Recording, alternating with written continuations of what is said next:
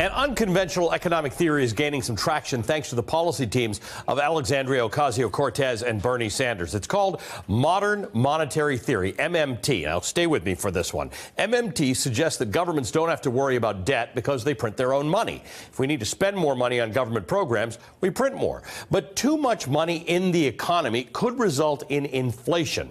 MMT suggests that we use taxes as a relief valve, pull money out of the economy before it overheats from having too much money in there. Supporters of the theory say the government should stop trying to balance the budget, period. They go so far as to say that policies aimed at balancing a budget hurt the economy by forcing cuts to programs. In fact, they think a budget surplus should be avoided at all costs. A government holding on to money instead of funneling it into the economy is more harmful than piling on debt in the long run. This is a very different approach than the pay-as-you-go proposals from Democrats or the massive program cuts suggested by Republicans over the last few decades, and it's a total departure from mainstream economic theories, one that hasn't been discussed a whole lot until now. Policy proposals from the progressive left, like Medicare for All or from Bernie Sanders or the Green New Deal from Ocasio-Cortez, often raise the question of how we are going to end up paying for it. One of the answers is we can just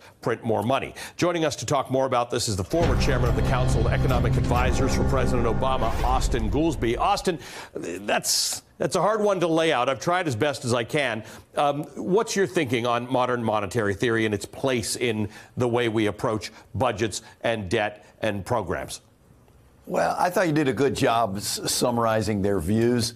I guess I'd say, as it applies to our politics, I kind of agree that in a world where each time the Republicans take over, they completely disregard that tax cuts need to be paid for and they run the deficit up, that it's unrealistic and unfair to say to Democrats, oh, well, if you want to do something important for the country, you have to pay for every cent. We can't increase the deficit. Help me understand. That said, the MMT as a theory, as an economic theory, is confused. It's kind of a mismatch of things that don't really make sense or else are completely obvious. So I wish they would spend less time talking about theory and more time just talking about what's reasonable.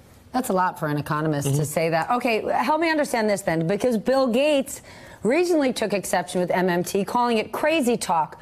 But at the same time, he conceded that you can raise debt to 150% of GDP before you reach a problem point. Is he right? Look, I think the argument that the U.S. has a higher debt capacity than our current debt level, nobody's going to argue with that. Yes, we can't. That's why the markets don't freak out as the deficit has gotten bigger. The problem of deficits, of course, is that you have to pay back the money, and it crowds out other priorities that we have rising debt. We're going to have to pay the interest. Because there is interest. It's not free. Yeah, it's not free.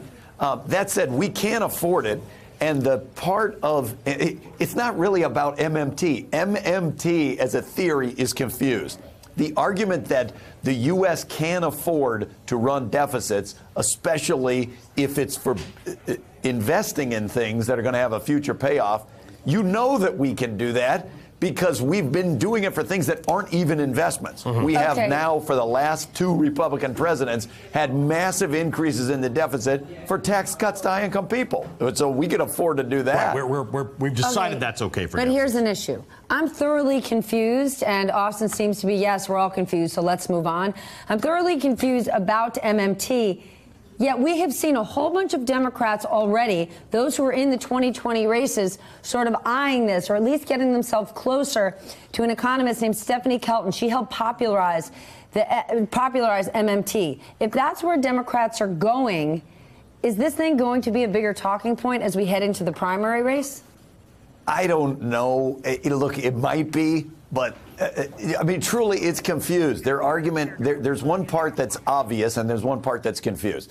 The part that's obvious is, yes, if you run up debt in your own currency, you could print money to pay it back. That would, as Ali said, lead to significant inflation. That's monetizing the debt. And then their second conclusion is, well, we can prevent the inflation by raising taxes. But if you raise the taxes, you eliminate the deficit. We know that you could afford more government spending in the long run if you had a lot more tax revenue.